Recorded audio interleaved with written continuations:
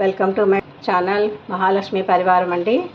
ఈరోజు మనం చేసుకోబోయే వంట ఏంటంటే బెంగుళూరు వంకాయ అంటారండి దీన్ని తెలుగులో. మామూలుగా అయితే దీన్ని అన్ని చోట్ల చౌచౌ అని పిలుస్తారు, చాలా రకాలుగా పిలుస్తారండి. చౌచౌ అని, బెంగుళూరు వంకాయ అని, ఇంకా వేరే కూడా పిలుస్తారండి. నాకు ఇవి రెండు మాత్రం తెలుసు. చౌచౌ అంటారు దీన్ని. ఐటమ్స్ అని చూద్దాం రండి. రెండు చౌచౌలు మరీ ముద్దురుగా కావద్దు, మరీ లేత కాకుండా తీసుకోవాలండి. మీడియంలో పల్లి నూనె, కూరకి ఎప్పుడు పల్లి నూనె బాగుంటుందండి. ఉప్పు, కారము, పసుపు, తాలింపు గింజలు,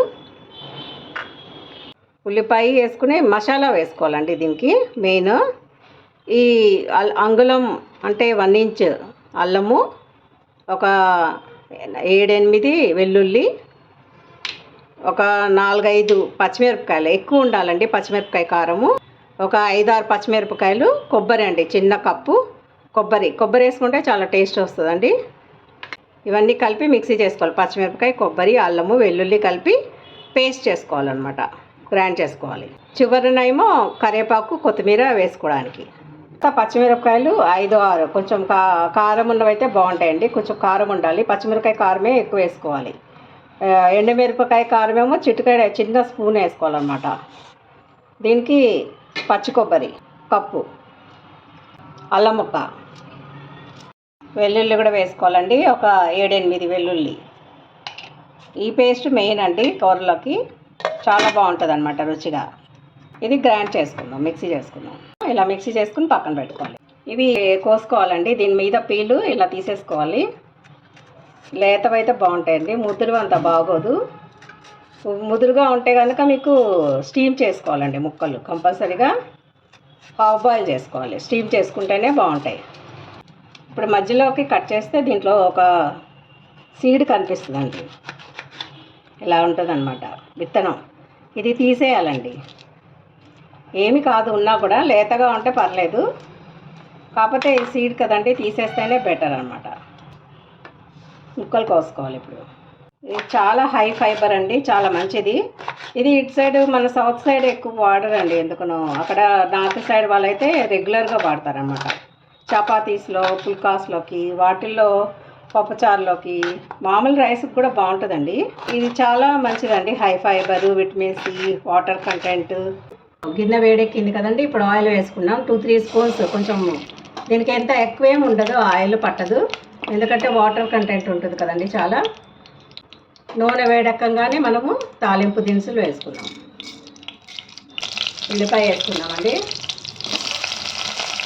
పసుపు వేసుకున్నాము. చాలా ఎక్కువేం అక్కర్లేదండి, గ్రీన్ కలర్ కదా, తక్కువ ఉంటేనే బాగుంటుంది. ఒక పించ్ పింకిష్ కలర్లోకి వచ్చినాయి ఉల్లిపాయలు. ఇప్పుడు ముక్కలు వేసేసుకున్నాం. ఇది 1/2 కిలో కండి, నేను చూపించేదంతా 1/2 కిలో అనమాట. 1/2 కిలో చౌచౌ, లేకపోతే బెంగుళూరు వంకాయ. ఊరికనే మగ్గిపోతుందండి, 5 మినిట్స్లో 10 మినిట్స్లో అయిపోతుంది అన్నమాట మొత్తం కూర అంతా. ఉన్న వాటర్ ప్లస్ విత్ ఫైబర్. చాలామంది తెలియక అది ఈ కూర ఎలా తినాలో ఎవరు చేసుకోవట్లేదు. మంచిదండి చేసుకుంటే. ఎక్కువ ఉప్పు వేసుకున్నామండి, సగమే వేసుకోవాలండి. కూరకు కావాల్సిన ఉప్పు సగమే వేసుకున్నాం. కూరకి ఎంత కావాలో దానికి తగ్గించి వేసుకోవాలి. లాస్ట్ని చూసుకుని తగ్గినా మనం లాస్ట్ని చూసుకుని వేసుకున్నా పర్లేదు. కొంచెం 5 నిమిషాలు మగ్గాలండి. 5 నిమిషాలు మూత పెట్టుకుందాం. చూద్దామండి ఎంతవరకు మగ్గిందో. చూడండి, వాటర్ రిలీజ్ అవుతుంది.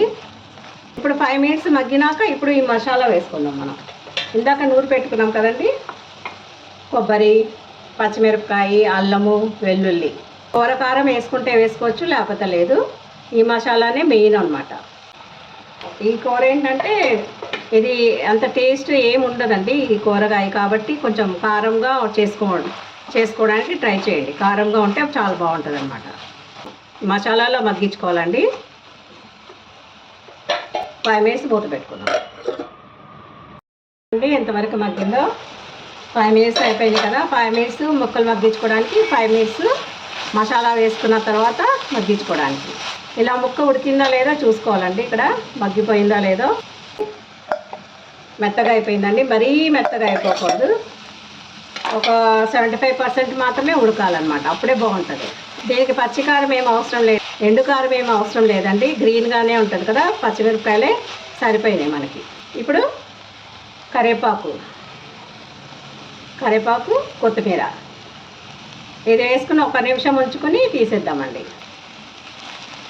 ఉప్పు కారం ఈ స్టేజ్లో చూసుకుంటే మనకి ఇప్పుడే అడ్జస్ట్ చేసుకోవచ్చు అండి, తర్వాత ఇంకా బాగోదు. ఈ టైంలో మనకి ఉప్పు వేసేసుకుంటే పట్టేసుకుంటుంది అన్నమాట కూరకి. 1 నిమిషం అండి. కరివేపాకు కొత్తిమీర వేసాం కదా, చూడండి ఆయిల్ బయటకు వచ్చేసింది కదా, ఇలా కనిపిస్తుంది అనమాట మనకి. అంటే ఆ కూర ఉడికిపోయింది. ఇంకా దించేసుకొని సర్వ్ చేసుకోవచ్చండి మనము. చూడండి ఎంత కలర్ఫుల్గా ఉందో, గుమ్మగుమ్మలాడిపోతుందండి. టేస్ట్ చాలా బాగుంటుందండి. పప్పుచారులోకి, ఏదైనా రసంకి మెయిన్ బాగుంటుందండి. రసంకి, పచ్చడికి, చపాతీకి, రోటీకి, పుల్కాకి, దేంట్లో అయినా తినచ్చండి. మనం బగారా రైస్లో కూడా నంచుకొని తినచ్చు. చూడండి ఎంతో రుచికరంగా చౌచౌ మసాలా కర్రీ రెడీ అయిపోయిందండి. ఒకసారి ట్రై చేయండి ఈ విధంగా. మీకు కనుక నచ్చితే లైక్, షేర్ అండ్ సబ్స్క్రైబ్ అండి. ఉంటానండి, మరో వంటతో కలుద్దాం.